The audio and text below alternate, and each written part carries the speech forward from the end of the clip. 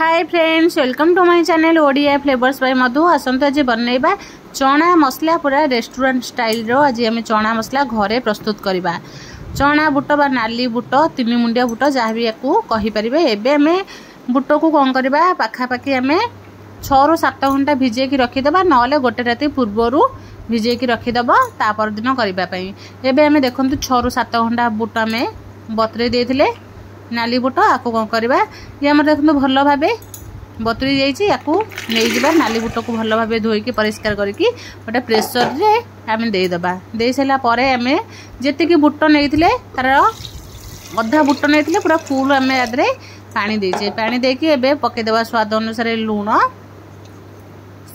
लुण दे सारापर आप गोटे स्पून आम देदेबा तेल।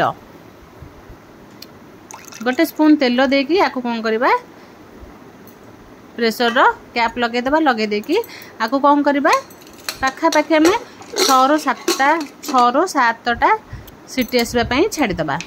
एवं गैस ऑन करके सीटी आसवाई छाड़ीदबा। कहीं टे सीझा को बहुत टाइम लगे से 6 ରୁ 7टा सीटी देदेले आराम से आम सीझीज। एवं आर मसला प्रस्तुत करवा। एवं आम हल्दी पाउडर नहीं जाइए, गोटे स्पून आम रेड चिली पाउडर नहीं जाइए। पाखापाखि आम 2 स्पून आम रेड चिली बा काश्मीर चिली पाउडर नहीं जाइए। एवं आम धनिया पाउडर गोटे स्पून नहीं जाइए। धनिया पाउडर दे सारापर एवं आम जीरा पाउडर भी गोटे स्पून दे देचे। एथिरा एवं दे देचे आंचूर पाउडर गोटे स्पून। आंचूर पाउडर देदेले आर टेस्टा बहुत बढ़िया से टी आंबिला आंबिला आसे। आपको कौन करवा एमती सुखिला टी भल भाव मिक्स करदबा। मिक्स कर सारा पर आदरे पानी देकी भल भाव गोटे बैटर रेडी करवा। आपको एमती आम भल भाव मिसईदेबा। मिसईला आर आम जो काश्मीर रेड चिली पकईचे से यार कलर बहुत बढ़िया सब। एवं आम पानी देकी आपको गोलेकरी ये भाव गोटे बैटर रेडी करवा। एवं आउ टिके आम बढ़ीगला से आउ टिके आम पानी देदेबा। पानी देकी ये भाव बैटर रेडी करदबा। बैटर को रेडी कर सारा पर एबे आम गैस ऑन करवा। गैस ऑन करके आम ए कढ़ई बसैबा। कढ़ई आमर गरम हो गला पर एबे आम 2 स्पून तेल देदेबा। 2 स्पून तेल दे सारा पर एबे आम 2 ରୁ 3टा देदेले तेजपत्र। तेजपत्र टिके आम तेल भाजी गला पर एबे आम गोटे स्पून देदेबा जीरा। गोटे स्पून आम जीरा दे सारा पर एबे आपको कौन करवा टिके आम अदा कंचा लंका को काटिकी रखी एमती लंबा लंबा करके पकईकी तेल रे भाजवा। आधे आम कौन बिना पियाज रसुण रेडी करवा। यही चना तरकारी आधे बिल्कुल भी आम पियाज रसुण ना। एबे आम जो बैटर रेडी करते से बैटर को तेल रे पकईकी टिके भल भाव को फ्राए करवा। देखंतु एभली भावे आम याकू भल भाव तेल रे टिके भाजिबा।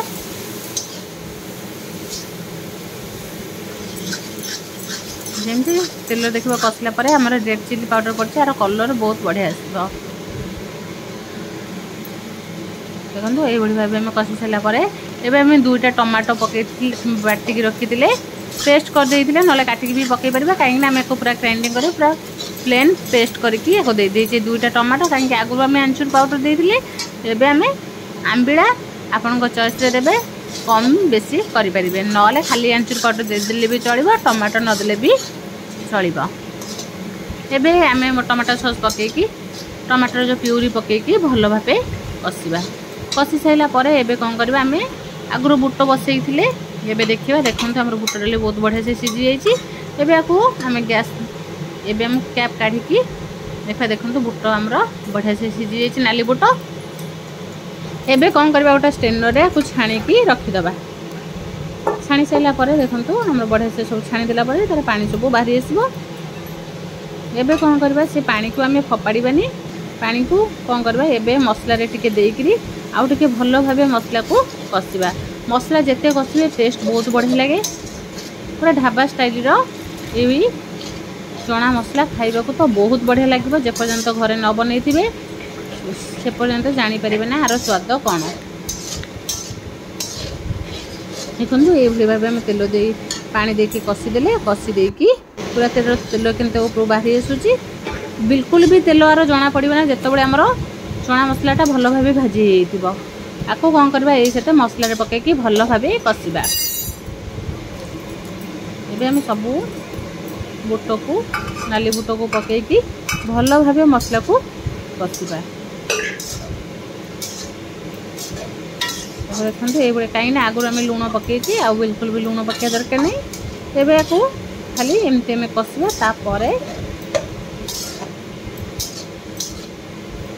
यही भाव पूरा कषा जमती पूरा गब गब ही फुटब देखते केते बढ़िया से आमर फुटी आसलानी एबे कौन करबा आम जो चना मसला छाणी थे तार टिके पानी देदेबा अल्प पानी दबा और जो पानी रहिबो ताकू आम छपाड़ी दबा देखु मसला को सहित भल भाव आम बुट डाली चना बुट आम कषेला एबे कौन करबा ताको पाखापाखि 5 मिनिट आम छाड़ीदे फुटापी एबे आम तादरे पकईदे गरम मसला पकई सारापर एबे कौन करबा आउ टिके ताको गोलैदबा गोलै सारापर आदु आम पकईबा कस्तूरी मेथी पत्र आगे गरम मसला पकईदेबा तापर आम कस्तूरी मेथी पत्र को एमती हाथ टिके क्रश करदेबा क्रश करके पकईदेबा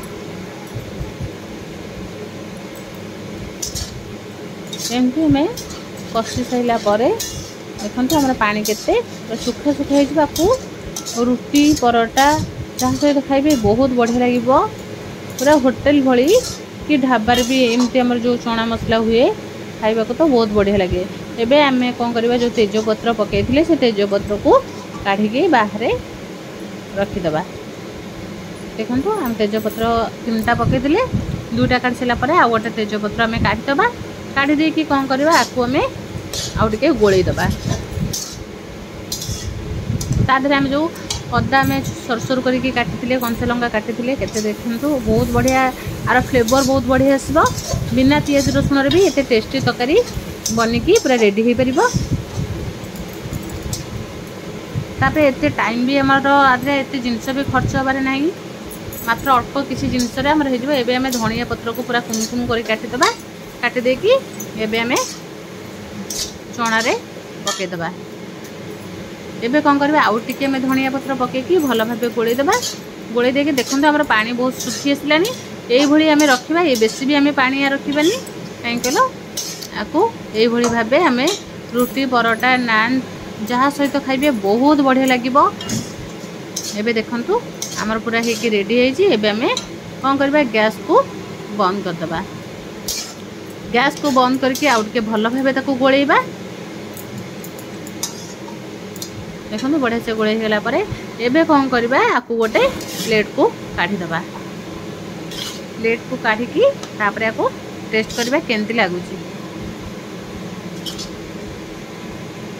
देखो केते बढ़िया से कम मसला आमर पूरा रेडी हो गला चना मसला यही भाव घरे निहाती प्रस्तुत करंतु बिना प्याज रसुण रे बनैकी घरे खाई परिबे जदि भल लागिला लाइक शेयर कमेंट सब्सक्राइब निश्चय करिवे।